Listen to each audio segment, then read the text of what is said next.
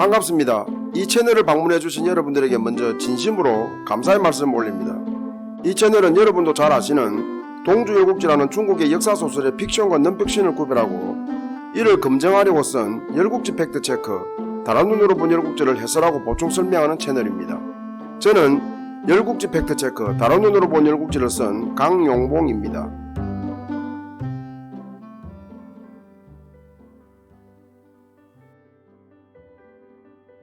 이번 회차에서는 열국지 팩트체크, 다른 눈으로 본 열국지 제1장 패자를 기다리며 제2절 소패정장공 6 나도 왕이다에 대하여 살펴보겠습니다. 이때 왕이란 초나라 무왕을 말하는데요. 그러므로 자연히 초나라에 대한 내용입니다. 저는 오늘 살펴볼 열패열국지의 글을 쓰기 위하여 사마천의 사기, 좌구명의 춘추자전 등의 문헌을 인용했는데요. 그 상세 내역은 자막으로 나가는 바이니 참고하시기 바랍니다. 초나라는 전욱으로부터 시작되는데요. 전욱은 황제의 손자이자 창의의 아들이었습니다. 전욱은 노동을 낳고 노동이 중려와 오해를 낳았습니다. 중려가 제국 시절에 화정이 되어 천하를 밝히는 공으로 제국으로부터 추궁의 칭호를 얻었습니다. 화정이란 불을 다스리는 벼슬이고 추궁이란 하늘의 뜻과 땅이 가진 생육의 기능을 천하에 밝혔다는 뜻입니다. 당초 공공씨가 반란을 일으키자 제국은 중려에게 공공씨의 토부를 명령하였습니다. 그러나 중려가 완벽하게 소탕하지 못하자 제국은 중려를 죽이고 그의 동생 오해를 화정에 임명하고 추경으로 칭하였습니다. 공공씨는 자신의 본분인 치수의 사명을 잇고 엄난한 생활을 하면서 물길을 막고 산을 무너뜨리며 천하를 해롭게 하려고 했던 것이었죠. 육종은 오해의 아들로 귀방임금의 딸을 아내로 맞았는데 그의 아내는 잉태한 지 11년 만에 왼쪽 옆구리로 아들 셋을 낳고 또 오른쪽 옆구리로 아들 셋을 낳았습니다. 장자의 이름은 번이고 성씨는 기로 처음에 유효에 분봉되어 하나라 때 제후로 있다가 언나라 당왕이 그를 칠 때 멸망하였습니다. 고노라고도 합니다.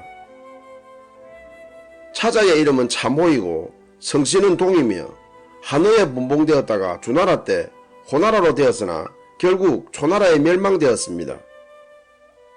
삼자의 이름은 조이고 성씨는 팽이며 팽의에 분봉되어 언나라 때 제후로 있다가 언나라 말기에 멸망하였습니다.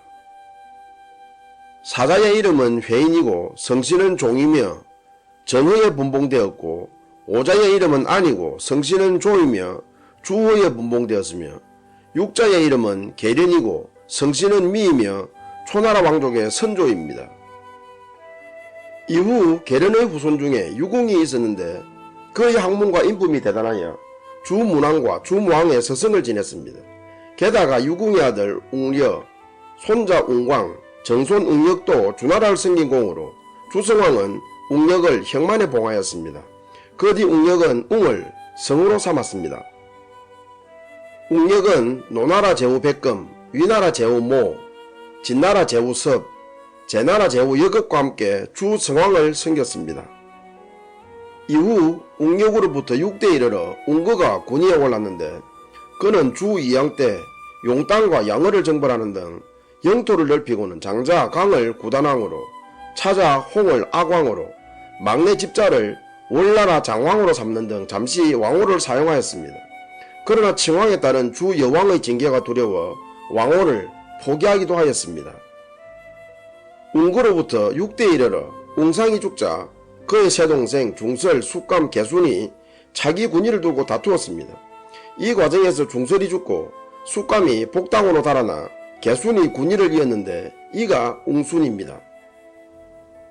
웅순으로부터 5대에 이르러 웅순 즉 분모가 군위에 올랐는데 그의 동생인 웅통은 분모 17년 즉 기원전 741년에 분모가 죽자 분모의 아들을 죽이고 스스로 군위에 올랐습니다. 웅통 35년 즉 기원전 706년 웅통은 영년 투백배의 계책에 따라 수나라를 치려고 대군을 이끌고 하땅에 주둔하였습니다. 투백비는 한동나라들은 수나라를 대국으로 섬기므로 수나라만 굴복시키면 한과 회지역의 모든 나라들은 초나라를 섬기려고 할 것이라고 진언했던 것이었습니다. 영유는 다른 나라의 재상격에 해당됩니다. 웅통은 욕심이 많고 성격이 강포하여 주변 소국들은 물론 중원 나라들까지 굴복시키고 왕호를 쓰고 싶었습니다. 아니 지난날 웅거 때 잠시 사용했던 왕호를 되찾겠다는 야심을 품었던 거였죠. 그러나 아직 칭왕하는 제후가 없었고 비록 힘은 없었지만 여전히 주왕실이 엄존하고 있어서 주변 눈치를 보고 있었습니다. 이런 중에 기원전 707년에 주완왕이 제후들을 모아 정나라를 치려다가 대패한 것을 보고는 때가 왔다고 판단하고 조정 대신들에게 자신의 속뜻을 밝혔습니다. 그러자 투백비는 칭왕하는 것이 중요한 것이 아니라 칭왕할 만한 힘이 있다는 것을 모든 나라 제후들에게 보여주어야 한다. 그래야 그들이 따를 것이 아닌가 라고 지는 근본에 수나라를 치게 된 것은 바로 웅통의 칭왕을 위한 힘자랑의 첫걸음이었던 것입니다. 웅통은 투백비의 계책에 따라 우선 대부 원장을 수나라에 보내어 동맹을 맺자고 청하였습니다. 동맹제의에 순순히 응하면 무력을 사용하지 않고도 수나라를 굴복시키는 것이어서 좋고, 만일 동맹제의에 불응하면 수나라를 칠 명분을 만드는 것이어서 원장을 수나라에 보냈던 것입니다. 초나라의 동맹제의에 대하여 수나라 현신 계량은 초나라의 속셈은 알 수는 없지만 동맹은 맺고 방어의 만전을 기하면 근심할 것은 없을 것이라고 했고, 간신소사는 초나라 군사력을 확인한 후에 동맹 여부를 판단하자고 하였습니다. 수나라 제후는 소사를 총애하는 터여서 소사의 말에 동의하고 소사를 하땅의 초군 진영으로 보냈습니다. 소사가 초군을 직접 보고 동맹 여부를 결정하라는 것이었죠. 투백비는 소사가 하땅으로 온다고 하자 젊고 용맹한 군사는 뒤로 빼돌리고 늙고 힘없는 군사를 전진 배치하여 초군이 약하게 보이도록 만든 후 소사를 환대하였습니다. 이 같은 투백비의 계획에 대하여 초나라 대부 웅솔차비가 수나라에는 계량이 있는데 그 계책이 통하겠는가라며 우려를 표하자 투백비는 이 계책은 후일을 위한 것이다. 비록 지금은 통하지 않더라도 장차 소사가 수호의 신임을 더 받게 될 것이니 소사를 쏘이려는 것이다 라고 반박하였습니다. 즉 소사에게 초군의 허약한 점을 보여주어 속여놓으면 두 눈으로 직접 본 소사는 수나라 안에서 자신의 의견에 반대할 계량을 이겨낼 것이라는 것이었죠. 소사는 초군도 그렇고 갑옷, 창 등이 전쟁에 쓰일 만한 것이 아니라는 것을 눈치채고는 자신감을 갖고 웅통에게 동맹 맺기를 원하는 사정을 물었습니다. 이에 웅통이 해마다 흉년으로 백성이 힘든데 주변 소국들이 초나라를 괴롭힐까봐 수나라의 도움을 받고자 한다라고 하자 소사는 한동나라들은 수의 말이면 꼼짝도 못한다며 큰소리 친 후 초나라를 얕보고 웅통과 동맹을 맺었습니다. 소사는 수나라에 돌아와 수후에게 초군은 형편없다. 이번에 따끔한 맛을 보여주면 초나라는 수나라를 추종할 것이다 라며 초나라를 치자고 진언하자 수후도 동의하였습니다. 이에 계량이 나서서 초군은 결코 약하지 않다. 동맹을 맺자고 한 저희는 수나라를 유인하려는 것이다. 회군하는 초나라를 치는 것 자체가 그들의 계책에 빠지는 것이다 라며 극구 만류하였습니다. 수후도 점괘가 불길하게 나와 초군 추격은 포기하였습니다. 기원전 704년 계량 때문에 계책이 실패한 투백비는 웅통에게 파나라, 용나라, 덕나라, 교나라, 운나라, 신나라, 진나라, 강나라 등의 한동 제후들을 초청하라. 만일 수후가 안 오면 동맹을 배신했다며 수나라를 치자라고 진언하였습니다. 이에 웅통은 7월 1일에 심록에서 모이자며 한동 제후들을 초청하였습니다. 7월 1일 한동 제후들이 다들 모인 가운데 황나라와 수나라만 붙자마자 투백비는 황나라와 수나라에 사자를 보내어 책망하였습니다. 그러자 황후는 사자를 보내와 사과했으나 수후는 책망에도 불구하고 사과하지 않았습니다. 이에 웅통은 수나라 공격에 나섰습니다. 초군의 공격에 대하여 계량은 초군에 대적할 수 없으니 화평해야 한다고 했고, 소사는 초나라가 수나라를 치는 것은 초나라가 자살하는 것이나 다를 바 없다며 큰소리쳤습니다. 이번에도 수후는 소사의 말을 믿고 거병하여 친정하고 속기에 포진하였습니다. 또 초군 공격 방법을 두고 계량은 초나라의 관례상 웅통은 좌영에 있을 것이므로 자군이 강할 것이니 먼저 우군을 쳐서 초군의 예기부터 꺾자라고 했고, 소사는 웅통을 왜 그렇게 두려워하느냐며 자신만만해하며 초의 자군을 치자고 하였습니다. 역시 수훈은 이번에도 소사의 말에 따라 초군의 자군 진영 깊숙이 쳐들어갔습니다. 그러나 수군은 초나라의 복병에 걸려 대패하고, 소사는 초장 투단의 칼에 전사하였습니다. 수후도 큰 위기에 빠졌으나 계량이 사력을 다하여 퇴로를 확보, 간신히 생환하였습니다. 투배뼈의 계책 아시죠? 소사를 속여놓으면 계량을 이겨낼 거라는 건 말이죠.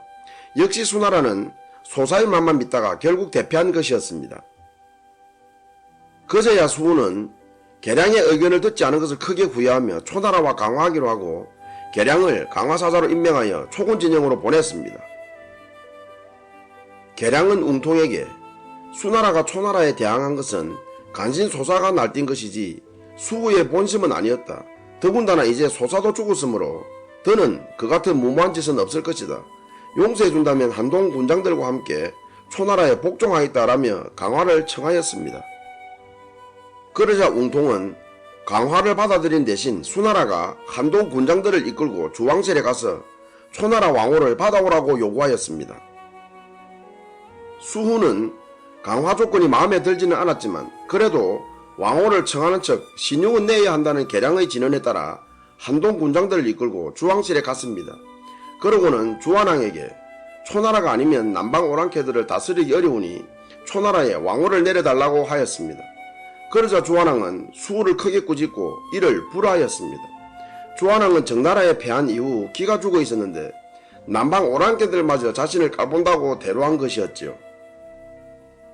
웅통은 주왕실에 갔다 온 수후의 보고를 받고는 주왕실을 크게 비난하였습니다. 그러고는 기원전 704년 가을에 칭왕했는데 이가 초무왕입니다. 나도 왕이라는 거죠. 한동나라들은 초나라의 칭왕 소식을 듣고 어처구니 없어 했으나 그래도 초나라의 힘이 무서워 다들 사신을 초나라에 보내어 축하하였습니다. 주한왕도 초나라의 칭왕 소식에 웅통을 죽일 놈이라며 붕괴했으나 당장 웅통을 어찌할 방법이 없어 무력감을 느꼈습니다. 기원전 703년 봄 파자는 한복을 초나라에 보내어 파나라와 덕나라가 우호관계를 맺을 수 있도록 초나라가 나서달라고 요청하였습니다. 초무왕은 이를 수락하고 초나라 대부 도삭에게 파나라와 덕나라가 우호관계를 맺을 수 있도록 주선하라고 지시하였습니다. 도삭이 한복을 안내하여 덕나라로 가는 중 덕나라 남방에 우땅에 이르렀을 때 우땅 사람들의 습격을 받았습니다. 도삭 일행이 전혀 예상치 못한 것이어서 제대로 대항도 못하고 한복과 도삭이 죽임을 당했고 가지고 가던 예물도 모조리 빼앗겼습니다. 덕나라에 보낸 사자 일행이 강도를 당한 것과 관련하여 초무왕은 이는 한동 일부 국가들의 초나라에 대한 반발이라고 단정하고 원장을 덕나라에 보내어 덩후를 질책하였습니다. 그러나 덩후가 반발하자 초무왕은 더욱 대로하고 투렴에게 덕나라를 치게 하였습니다. 기원전 703년 여름 투렴은 초군과 파군을 동원하여 우땅을 포위하고 공격했으나 덕나라의 양생과 담생이 이끄는 덩군의 반격에 막혀 고전하였습니다. 그러자 투렴은 초군의 정예군을 파군 속에 끼워 넣은 후 덩군과 싸우다가 초군이 패한 것처럼 달아났는데 덩군은 승기를 잡았다고 판단하고 초군을 추격하였습니다. 이때 파군 속의 초군 정예군이 덩군의 배후를 치고 달아나던 초군이 돌아서서 덩군을 협공하자 덩군은 대패하였습니다. 기원전 701년 봄 초나라의 마고 구라가 이 나라와 진나라와 동맹을 맺으려고 할 때 운나라 군대가 포소에 포진하고서 수나라, 교나라, 주나라, 요나라와 연합하여 초군을 치려고 하였습니다. 이에 구라가 크게 걱정하자 투렴은 운군이 포진한 곳은 운나라 도읍 근방이어서 운군은 방심하고 있고 운군은 사국의 지원군을 기다려서 공격하려고 하기 때문에 경계가 소홀할 것이다. 나는 심야의 정예군으로 운군을 칠 것이니 그대는 사국 군대의 길목만 막아달라라며 안심시켰습니다. 또 구라가 왜 초무왕에게 정운군을 요청하지 않느냐고 묻자 투렴은 전쟁의 승패는 군사 수의 많고 적음에 따라 결정나는 것이 아니라 군사의 화합 정도에 따라 결정된다라고 했고 또 구라가 성전을 점쳐보자고 하자 투렴은 확신이 없을 때 점을 치는 것이지 뻔한 일을 갖고서 굳이 점을 칠 필요가 있느냐라고 하였습니다. 그러고는 포소에서 운군을 대파하고 이 나라와 진나라와 동맹을 맺었습니다. 기원전 699년 투백비는 나나라를 치러 가는 구라를 전송한 후 자기 의자에게 구라는 그만하고 침착하지 못하니 초군은 반드시 패할 것이다 라고 예견하였습니다. 그러고는 초모왕에게 구라를 지원할 군사를 보내야 한다고 진언했으나 초모왕은 이를 듣지 않았습니다. 초모왕의 부인 덕만은 초모왕으로부터 투백비의 진언을 전해 듣고는 초모왕에게 투백비가 초나라에 남아있는 군사가 없다는 것을 왜 몰랐겠느냐.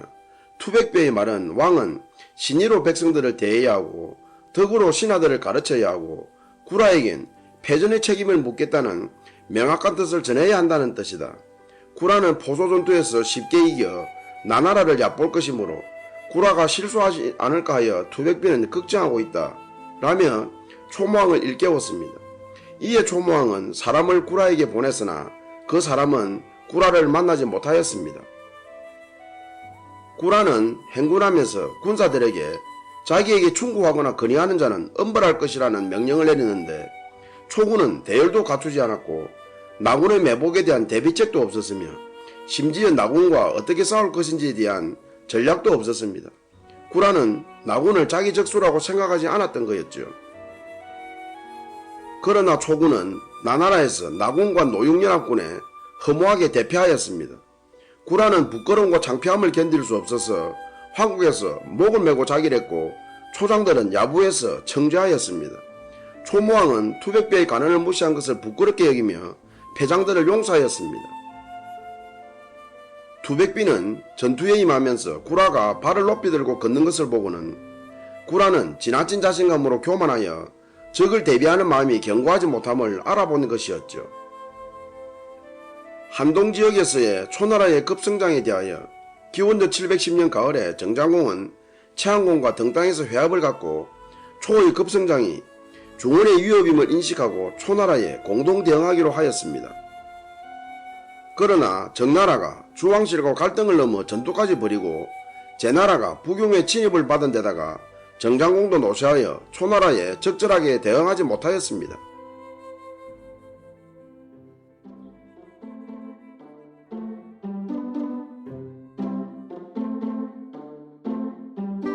여러분, 7년 동안 서로가 부부인 줄 알았는데 딸까지 낳은 아이의 부모인 줄 알았는데 하루아침에 이들이 남매관계가 되었다면 어떻겠습니까? 2014년 브라질의 39세 된 여성 에드리아나는 27세 된 남편 레안드로와 7년 전에 결혼하여 딸까지 낳고 행복하게 살고 있었습니다. 그러나 이들 부부의 아쉬움은 서로가 자기 부모를 모른다는 점이었는데요. 이에 이들은 딸이 6살이 되던 해에 각자의 부모를 찾아보기로 나섰습니다. 먼저 에드리아나는 가족을 찾아주는 한 TV 프로그램에 출연하여 모든 과정이 불안관으로 전달되는 가운데 어릴 때 자신을 버렸던 엄마 마리아를 찾아 오랜 수건을 풀며 기쁨의 눈물을 흘렸습니다.